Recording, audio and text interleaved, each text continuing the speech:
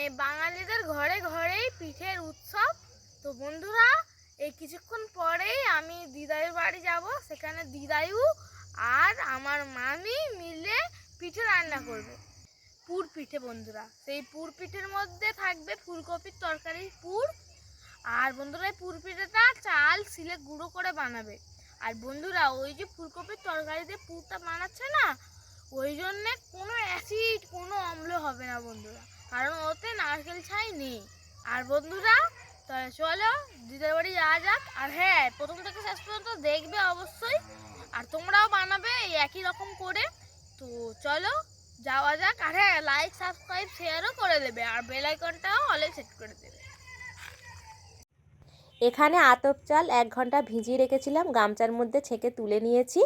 হালকা শুকনো করে নেওয়ার পরে কুলোতে খেলিয়ে নেওয়া হয়েছে। এবার মা শিলেতে এই চালটা গুঁড়ো করে নেবে। আর আজকের আমার প্রচণ্ড শরীর খারাপ, সেই জন্য ভিডিওতে আসতে পারেনি। তাহলে মা বৌদি মিলেই পিঠেটা বানাবে, আর অর্ক ক্যামেরা ধরে থাকবে। মা এবার আতপ চালগুলো শিলেতে গুঁড়ো করে নিচ্ছে। আপনারা চাইলে মিক্সিতেও চালটা গুঁড়ো করে নিতে পারেন।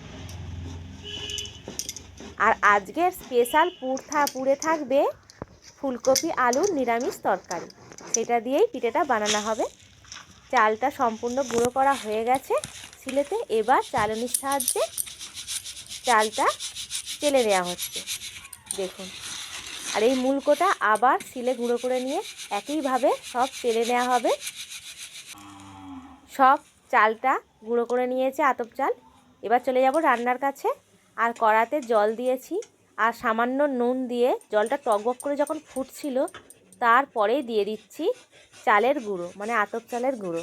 1 হাত দিয়ে দিচ্ছি, আর খুন্তি দিয়ে নাড়াচাড়া করা হচ্ছে। দেখুন, এইভাবে নাড়াচাড়া করে নেওয়া হয়েছে। এবার এটা একটা থালায় ঢেলে নেওয়া হবে, আর গরম অবস্থায় মাখাতে হবে। ডোটা রেডি করতে হবে। ঠান্ডা হয়ে গেলে মাখালে অতটা ভালো হবে না, শক্ত হয়ে যাবে। হাত ছোঁয়া গরম অবস্থায় এই ডোটা মাখিয়ে নিতে হবে। আর বৌদি এবার মাখাবে। দেখুন, আপনারা দেখেই বুঝতে পারছেন গরম গরম অবস্থায় মাখানো হচ্ছে। মানে আপনারা যেরকম গরম সইতে পারবেন সেই অবস্থাতেই এই ডোটা রেডি করে নিতে হবে। দেখুন, একদম যেরকম আমরা আটা ময়দা মাখাই সেরকমভাবে চালের আটাটাও মাখিয়ে নিতে হবে। ঠিক এইভাবে রেডি করে নিতে হবে। আর এখানে ফুলকপি আলু নিরামিষ তরকারি জিরের ফোড়ন দিয়ে বানিয়ে নেওয়া হয়েছে। এইটা আপনাদের দেখালাম না। তো এই দেখুন, 2টো ডো রেডি করে নেওয়া হয়েছে। এবার ডো থেকে ছোট ছোট আকারের বলের মতন করে নিয়ে বৌদি পিঠেটা রেডি করে নিচ্ছে। আপনারা দেখতে থাকুন কিভাবে পিঠেটা রেডি করে নেওয়া হচ্ছে। দেখুন, হাতের সাহায্যে চেপে চেপে একটা খিলি বানিয়ে নেওয়া হচ্ছে, পিঠের খিলি। এই দেখুন, ঠিক এইভাবে বানিয়ে নিতে হবে।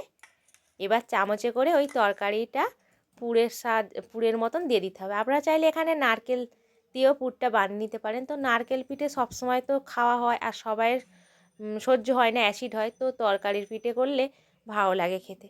আপনারা চাইলে এখানে বাঁধাকপির তরকারি করতে পারেন, কিংবা ডালের পুর দিতে পারেন। আমি এখানে ফুলকপি তরকারি করে পুরটা দিয়েছি।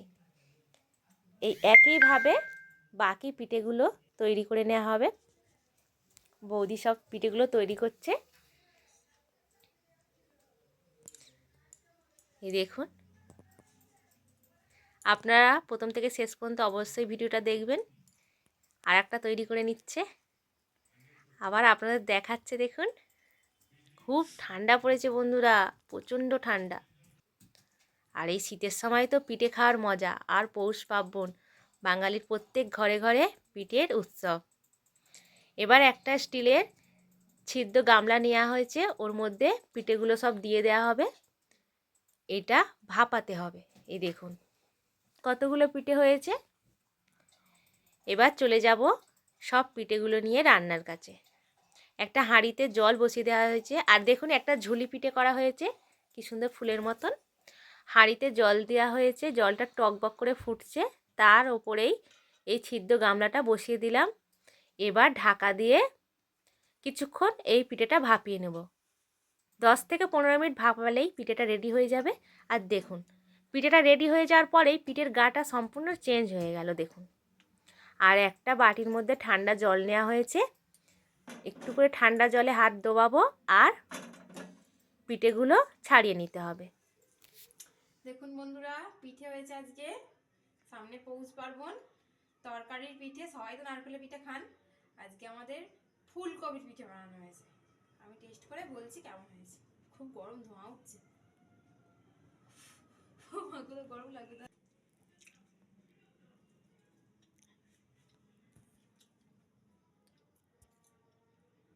ফুলকপির তরকারি পিঠে খুব দারুণ হয়েছে। দেখুন কতটা পুর দেওয়া। আপনারা এখন বাড়িতে বানিয়ে খাবেন, খুব ভালো লাগবে। টাটা।